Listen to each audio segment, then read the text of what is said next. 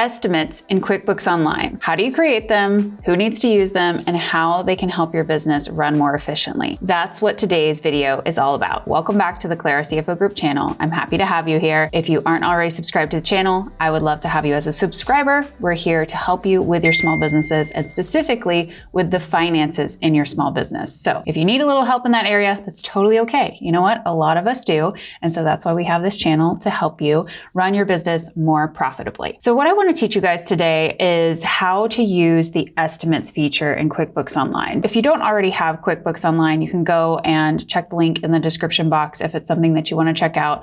I do have a discount code that you can use if it's something you want to check out. The estimates module that we're going to talk about today is available on all the levels of QuickBooks Online. Some of the features we talk about on the channel here are available at different levels, but estimates, I double checked for you, is available at every single level. Okay, so that's really awesome. Estimates. When do we need to create an estimate? So a lot of us are service providers where we might go and do work for a client or a customer. And in that situation, sometimes that customer needs to know, what are the scope of services and what can they expect from a cost perspective. In that case, you as a business owner might need to provide an estimate. All right. So an estimate is just it kind of looks like an invoice really, except for it's not due yet. The customer has to actually accept it before it becomes an invoice. So an estimate is just a way to say, hey, client, customer, this is what you can expect from a cost perspective. Okay. And so then the customer will come back and say, yes, no, or can you modify this or can you modify that? So that's really common. We need to create an estimate for customers, especially in service-based businesses, and then that gets delivered to them. And then there might be modifications coming back, and sometimes there's a little bit of back and forth before a final either rejection of an estimate or an acceptance of an estimate. The great thing is that QuickBooks has a module that will be able to handle all of those processes. So they can send an estimate for you to your customer, and you can also go ahead and build it. And the beauty of it too is that you're not doing double work of building your estimate and then having to go and build an invoice after the fact. So that might be a manual process right now. Maybe you're doing estimates by hand, and then eventually it's given to somebody to create an invoice. What we want to do is make this process more efficient, where you just put in the work in the estimate, and then it can flow through into an invoice really quickly and easily. So we're going to hop into QuickBooks, and I'm going to show you guys how to do that in QuickBooks Online. Let's go. Okay, here we are in the sample company of QuickBooks Online. I've showed this to you guys before in our other tutorials, but what we're going to do is go down to the sales module, and then you're going to go over to estimates. And if you want to bookmark it, you can. Estimates. So here is where you will be able to see any estimate that you've already written, but we're going to go to create an estimate up here. All right, so the first thing you'll need to do, you can see if you've ever written an invoice in QuickBooks Online, this format is almost exactly the same. There's a few things missing, like payment terms and payment info and things like that, and they've added a couple extra fields here, but this is really, really basic, and it looks a lot like the invoicing. So just like an invoice, if you are working with a customer, you're going to go ahead and look up the customer name. If they're not in your system, you can always add a new customer, but let's just go ahead and say that we're working with Cool Cars today, okay? And then you can populate an email address in here, so that way you can email the estimate directly to the customer. If you want to print it as a PDF instead, you're always able to do that. You can print or preview that down here. And if you prefer to maybe print it out and take it to your customer or something like that, you can do that, but an email is also a quick and easy way to get it to the customer or the client. And then any billing address that you have in there will be populated, and then you can change the estimate date. And then this is kind of cool. I'm really happy they have this here. This is an expiration date. So this is just business tip here. When you give a quote to a client or a customer, you do not want it to be assumed that it's for an infinite time, because you might quote work and you don't want that customer or client to come back to you a year from now when maybe your pricing structure has changed. Maybe you've done a really big overhaul in your pricing, or maybe you're not even providing those services anymore, and you don't want a former client or an old estimate that you have, someone to come up and say, hey, I want these services now, or I should have them at this price. Okay, so protect yourself by putting an expiration date on your estimates. So I'm going to put this out. Let's say maybe if you want somebody to act a little bit faster, you can put this within 30 days. Or if you think like, hey, this is something I'm willing to go 90 days, just determine what makes the most sense for your services and your business. You do have the ability to tag things here. So maybe if you have certain segments of clients, you can tag things with different segments. There might be some other ways that you can use the tags. And then you can go and build your estimate. So this is just like building an invoice. You would find the product and service. So you can type that in here. Maybe for cool cars, we can put custom design for new office landscape. This is a landscaping company. And then we maybe just do a flat rate on that at $750. And then maybe that's all. And then maybe a weekly gardening service or something. And then we're going to have $100. Let's just put that in here for example purposes. So you can build all of this out just like an invoice and then just double check it. You can add any taxes that you need to and show that there. And then when you're really happy with your estimate, you can just go ahead and save it. And you can save and send directly from this. So if I were to click save and send and this was a live active account, it would email out. You would click on save and send and then you would edit your email and then you can send that and close it out.